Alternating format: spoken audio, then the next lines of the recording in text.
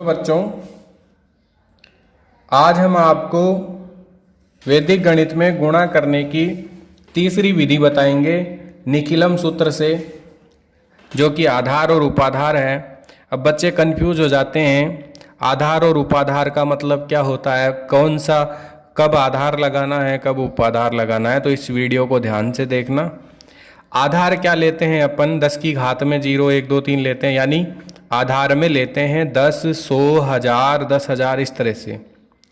अब 10 और 100 के बीच में 10 के गुणांक कितने हैं जिनके भी लास्ट में 0 आता है। जैसे मान लीजिए अगर मैं आधार 10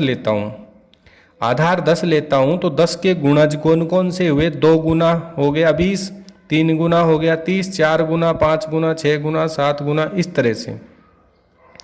ये सभी क्या कहलाएंगे, उपाधार। अब जैसे मान लीजिए आधार में 100 लेता हूं, तो 100 का अगला आधार होता है 1000।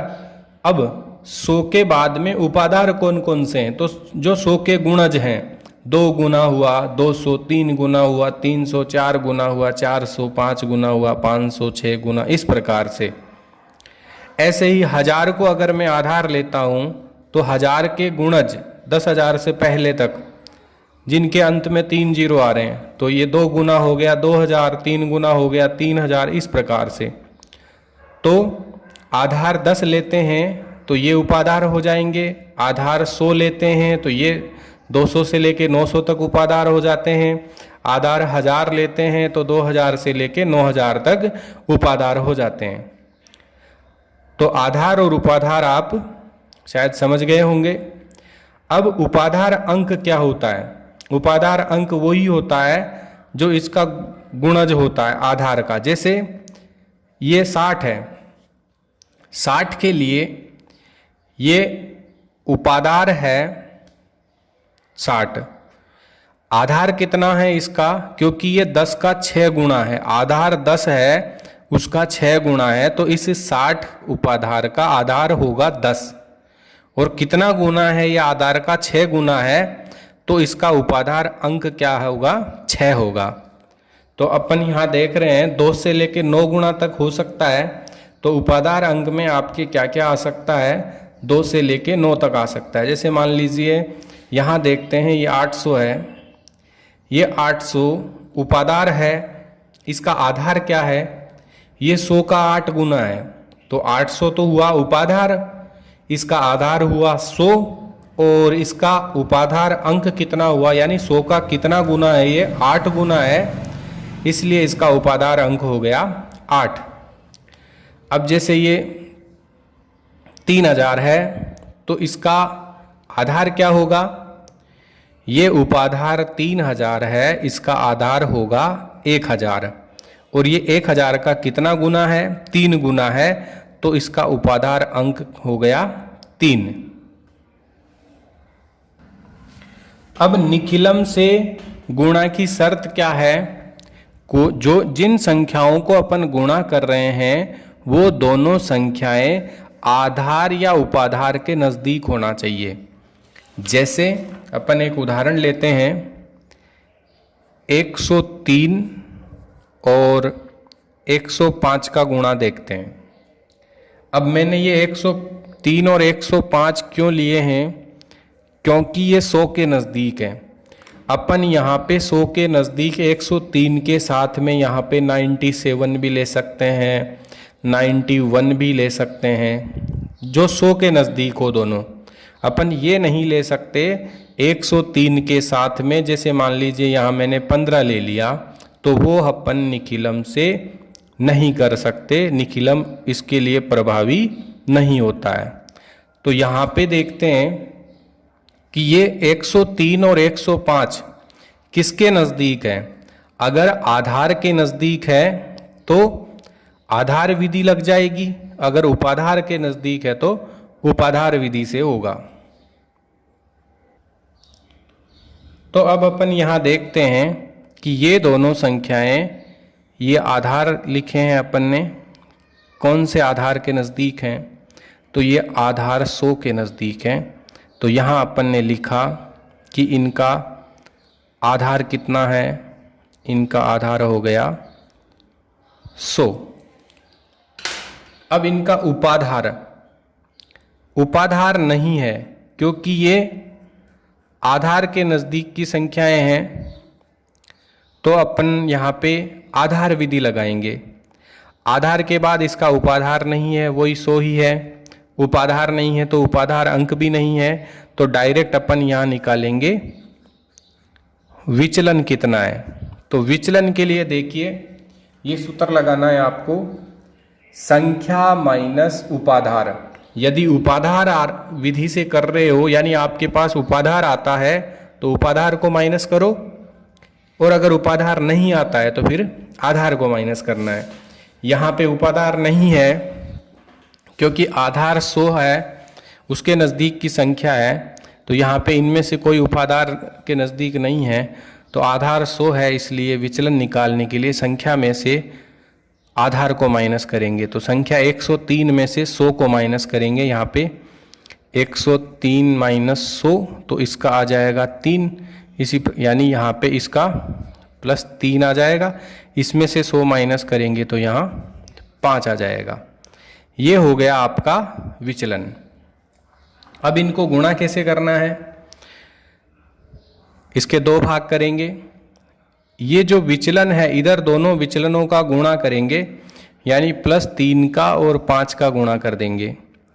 इधर यहाँ पे चाहो तो 103 में 5 जोड़ लो, या फिर 105 में 3 को। तो यहाँ 103 में 5 प्लस करेंगे अपन, और ये अपना उत्तर आ जाएगा। 5 को 3 से गुणा किया 15, इसमें 103 में 5 को जोड़ा तो ये हो गया 108। अब यहाँ ध्यान ये देना है कि इधर आपको कितने अंक रखने हैं। आधार में कितने जीरो हैं, 2 जीरो हैं, तो आपको इधर 2 अंक रखने हैं। यहाँ अपने पास 2 ही अंक आए हैं, तो अपने यहाँ कोई समस्या नहीं है। 10 815। यदि मान लीजिए यहाँ पे 1 ही अंक होता, तो आधार में 2 जीरो हैं तो 2 अंक होने चाहिए।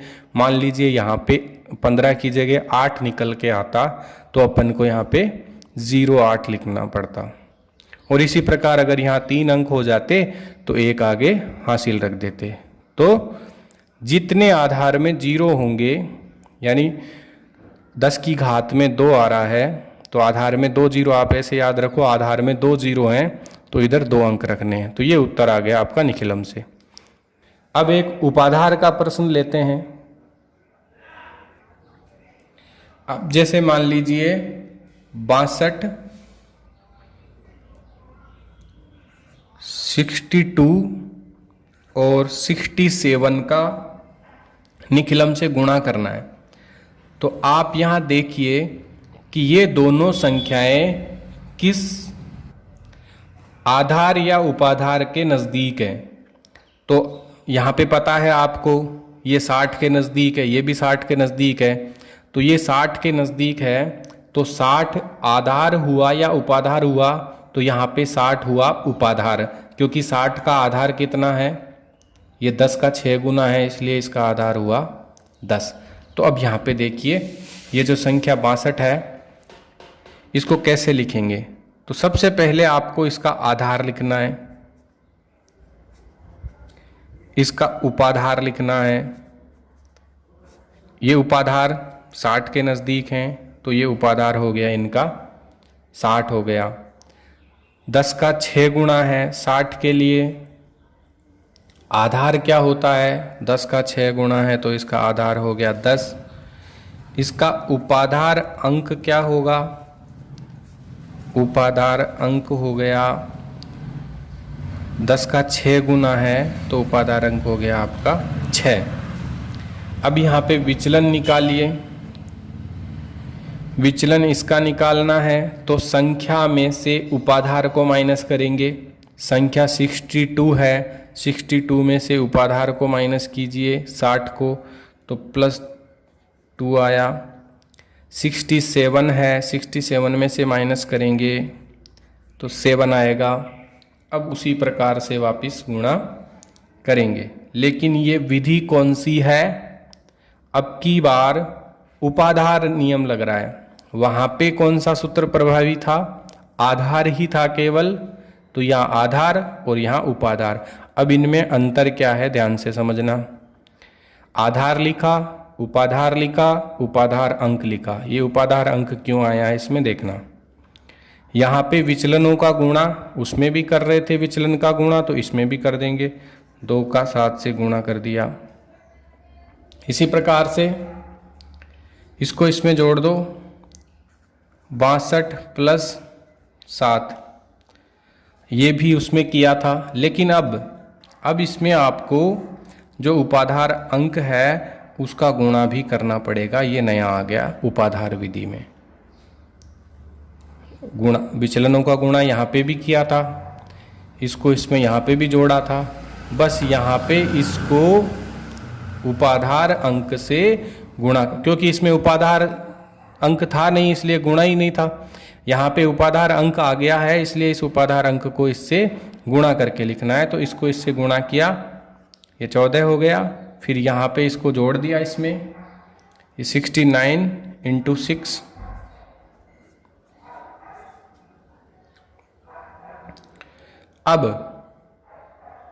अब यहाँ देखिए कि यहाँ पे आपका ये आ गया 414 और इधर 14 आ गया। यहाँ पर आधार 10 है, यानी आधार में एक ही जीरो है, तो आपको यहाँ पे एक ही अंक रखना है। ये एक जो है वो आगे हासिल में दे देना है इसको।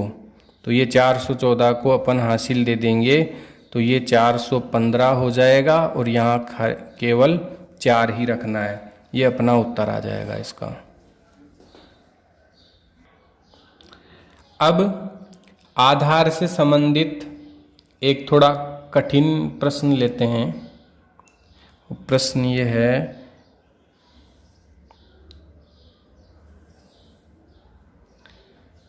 मान लीजिए 103 को 92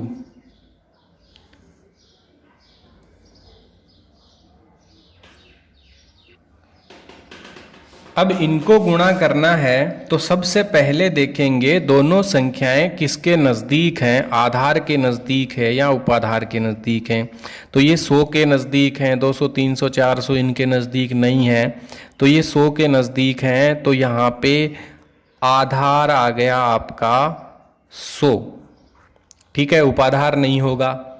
अब इनका विचलन देखिए, विचलन के लिए क्या सूत्र बता रखा है, संख्या में से उपाधार को या आधार को घटाना है। तो उपाधार तो नहीं है, आधार को घटाएंगे। 103 में से घटाएंगे 100 को, तो प्लस का 3 आएगा। 92 में से माइनस करेंगे 100 को, तो ये आएगा आपका -8।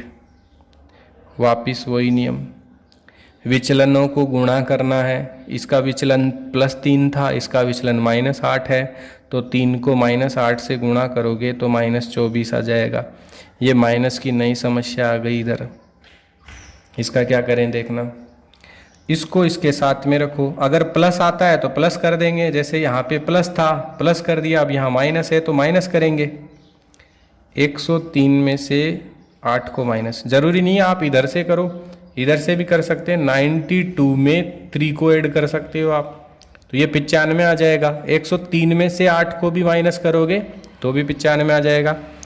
अब यहाँ पे इधर तो आ गया माइनस का 24, इसको ब्रैकेट में पैक रखो और इसमें से इसको माइनस करेंगे तो ये आपका आ जाएगा 95। अब इसका आधार देखिए, अब इधर से आपको जब माइनस को हटाना हो तो इधर से हासिल लेना पड़ेगा, 95 से हासिल लेना पड़ेगा इस तरफ। अब इस तरफ वो 1 आएगा तो वो आधार के बराबर आएगा। अब इसका आधार कितना है, आधार है इसका 100, इसका आधार 100 है, तो यहाँ से अपन 1 लेंगे इधर, तो वो 100 के बराबर होगा। कैसे, तो इधर 95 का 94 हो जाएगा, यानी 94 हो जाएगा 95 का। और ये जो 1 है इधर देंगे हासिल में वापिस, तो ये आधार के बराबर होगा। मतलब कि 95 का 1 इसको दे दिया तो वो इधर 100 के बराबर असर करेगा, आधार के तुल्य होता है। तो -24, जितना इसका आधार होगा उतना उसका मान माना जाएगा। तो यहाँ से 1 उधार लिया इधर और वो 1 100 के बराबर हुआ। तो 100 में से 24 को माइनस करेंगे तो यहाँ 76 आएंगे। तो अपना आंसर आ गया इसका ये।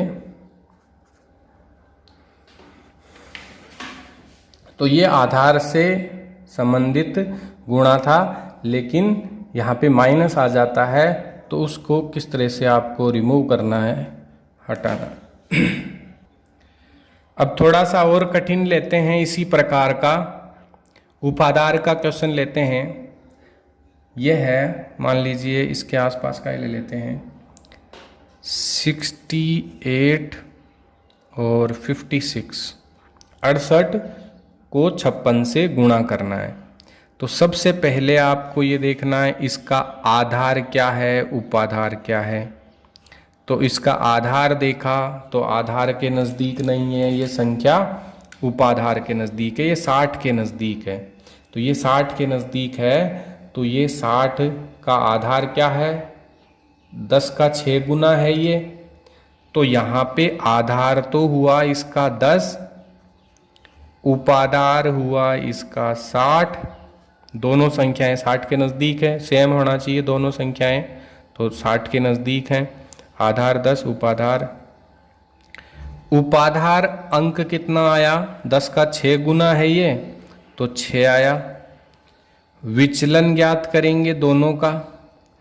तो इस विचलन का सूत्र क्या है, संख्या माइनस उपाधार। तो संख्या 68 है, इसमें से उपाधार 60 को माइनस करेंगे तो प्लस का 8 आएगा।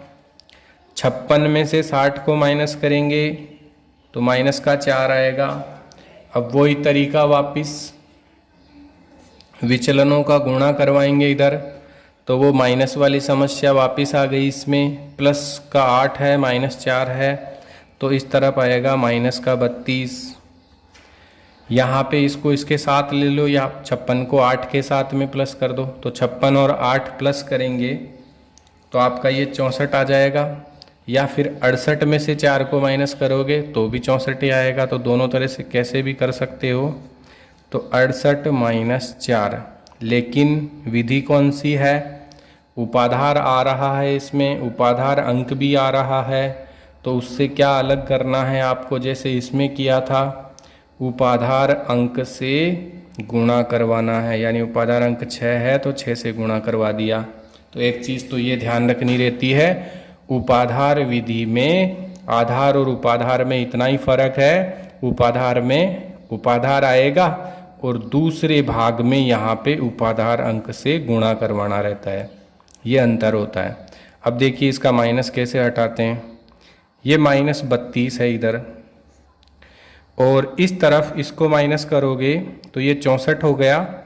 64 को 6 से गुणा करेंगे तो ये आएगा आपका 384। अब इस 32 को, माइनस का 32 है तो यहाँ से हासिल लेके इधर वो किसके बराबर होगी, तो इसका आधार देखेंगे, आधार कितना है। इसका आधार है यहाँ पे देखिए आप 10 है, तो यहाँ आधार 10 है इसका। तो अगर यहाँ 384 में से मैं 1 इधर लेता हूँ यहाँ से, तो वो इधर 10 के बराबर होगा, तो पार नहीं पड़ेगी क्योंकि अपन को यहाँ पे 32 है। अगर मैं 2 लेता हूँ तो 20 के बराबर आएगा। ये 4 ले लेता हूँ इधर 4 ले लेता हूँ तो आधार का गुणा होगा वो, यानी यहाँ से 1 लेता हूँ तो वो 10 के बराबर माना जा रहा है। 4 लेता हूँ इधर तो वो 40 के बराबर हो गया, आधार को गुणा कराएंगे उससे। तो यहाँ पे 384 में से 4 कम कर दिए तो इधर तो बच गए 380, और वो 4 उधर चला जाएगा, आधार से गुणा होके किसके बराबर होगा, वो 40 के। तो 40 में से 32 को माइनस करेंगे तो अब यहाँ पे कितना आएगा, 8 आ जाएगा। अब कितना अंक लेना है इधर, 8 लेना है या 08 लेना है। आधार 10 ही है तो इधर से एक ही अंक लेना है, तो यहाँ से केवल एक ही अंक चाहिए अपन को, तो यहाँ क्या ले लेंगे, ये 8 बचेगा। तो अपना आंसर ये हो गया इसका 380। ये तो 380 तो आ ही रहा है, यहाँ से 8 और आ जाएगा। ये उत्तर आ गया।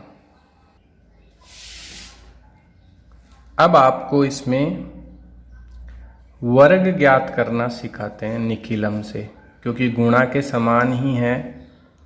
कक्षा 10 में वर्ग पूछा जाता है। प्रश्नावली में, पहली प्रश्नावली में प्रश्न 4 से 7 तक हैं, और उदाहरणों में उदाहरण 1 से लेके 7 तक हैं। उसमें आपको वर्ग ज्ञात करना है।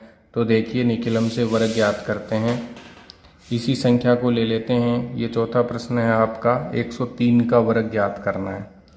तो इसको निखिलम से जोड़ते हैं। देखिए 103 का वर्ग ज्ञात करना है, मतलब यहाँ पे संख्या क्या है, 100 के नज़दीक है, तो संख्या हो गई अपनी 103। विचलन कितना है, विचलन है 100 के नज़दीक है या आधार के नज़दीक है, तो विचलन हो गया संख्या माइनस विचलन। 100 माइनस करेंगे तो ये विचलन हो जाएगा आपका 3, क्योंकि आधार 100 में 2 जीरो है, तो आपको 2 डिजिट 2 अंकों के रूप में लेना है।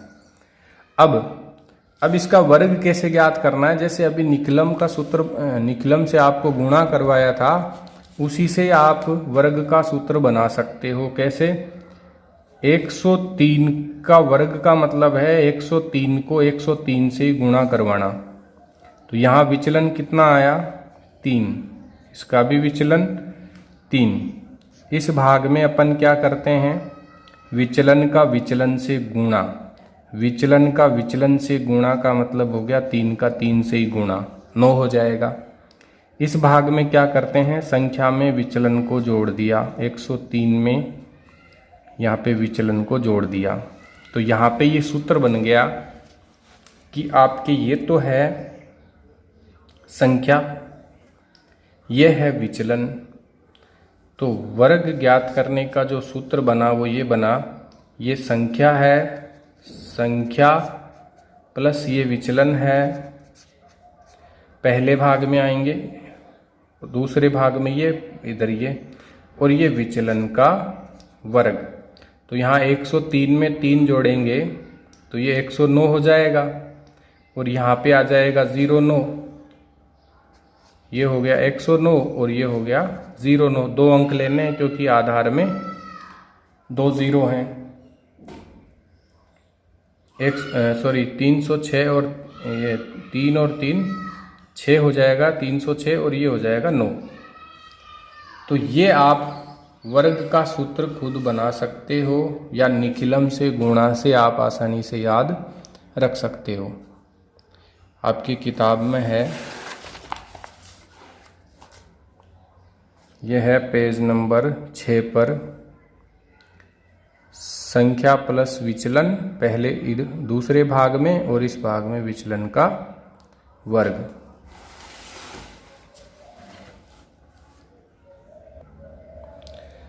अब उपाधार विधि से देखते हैं एक प्रश्न। उपाधार विधि से जैसे आपसे पूछा जाए 64 का वर्ग ज्ञात कीजिए। बोर्ड 2019 में 62 का वर्ग आया था, सप्लीमेंट्री 2018 में 65 का वर्ग आया था। तो आप 64 का वर्ग है, ये आपके उदाहरण भी है, उदाहरण 6 है किताब का, पेज नंबर 7 पे 64 का वर्ग ज्ञात करना है। तो सबसे पहले देखिए ये संख्या कितनी है, संख्या है 64। इसका विचलन कितना है, किसके नज़दीक है ये आधार के नज़दीक नहीं है, ये उपाधार के नज़दीक है। उपाधार है इसका 60, आधार हो गया 10। तो विचलन आएगा संख्या माइनस उपाधार, 4 का विचलन आ गया। तो यहाँ पे गुणा के सूत्र से अगर करें तो अभी आपको गुणा का सूत्र बताया था कि इसका विचलन हुआ 4, इसका भी हुआ 4, इधर इन दोनों को गुणा कर देते हैं, 4 को 4 से गुणा कर दिया, इधर इसमें ये जोड़ देते हैं 64 + 4, और उपाधार अंक आ रहा है इसमें, इसलिए उपाधार अंक से गुणा करवा दिया, तो ये आपका गुणा आ गया। इसी को अगर अपन सूत्र में बदलना चाहें तो ये विचलन का गुणा हो रहा है, तो विचलन को विचलन से गुणा करते हैं, तो यहाँ तो आ गया विचलन का वर्ग पहले भाग में, दूसरे भाग में ये संख्या है और ये विचलन है, तो ये सूत्र बना सकते हैं कि संख्या प्लस विचलन ब्रैकेट में, और फिर ये क्या है, ये उपाधार अंक है, तो ये लिख सकते हैं उपाधार अंक। तो ये आपका उपाधार, जिस संख्या में उपाधार आता है, उपाधार विधि से वर्ग ज्ञात करना, तो यहाँ तो आ जाता है आपका उपाधार अंक, यहाँ आ जाती है संख्या प्लस विचलन, और यहाँ पे विचलन का वर्ग। किताब में है आपके पेज नंबर 6 पे, ये देखिए संख्या का वर्ग ज्ञात करना है, तो ये आ गया आपका विचलन का वर्ग आ गया पहले भाग में, दूसरे में विचलन प्लस संख्या आ गया, और फिर ये आ गया उपाधार अंक।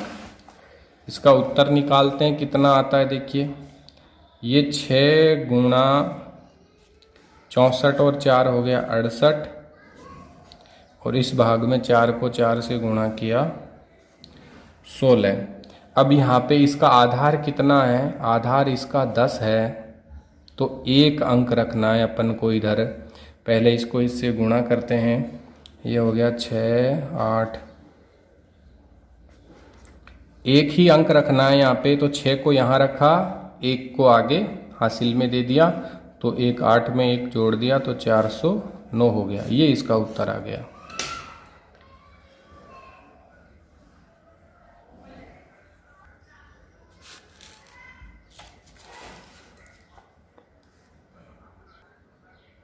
तो आज का आपका गृह कार्य है प्रश्नावली 1 के प्रश्न 1 से उदाहरण 1 से लेके 7 तक, और प्रश्न 4 से लेकर के 7 तक, ये आपको फेयर कॉपी में करने हैं।